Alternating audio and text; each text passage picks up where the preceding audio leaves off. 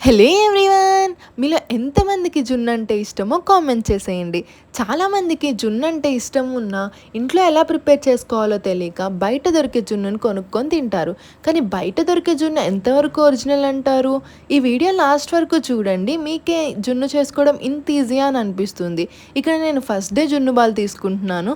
ఒక బౌల్‌లోకి జున్ను పాలు తీసుకొని దాంట్లోకి తురిమిన బెల్లం, ఇంకా ఎంతైతే మనం జున్ను పాలు తీసుకుంటామో అదే క్వాంటిటీలో పాలు తీసుకొని బెల్లం కరిగేదాకా కలుపుకోవాలి. బెల్లం కరిగిన తర్వాత వడగట్టుకోవాలి. వడగట్టుకోవడం అనేది కంప్లీట్‌గా ఆప్షనల్. ఇప్పుడు దాంట్లోకి కొంచెం యాలుక్కాయల పొడి, కొంచెం మిరియాల పొడి వేసుకోవాలి. మిరియాలను అస్సలు స్కిప్ చేయొద్దు.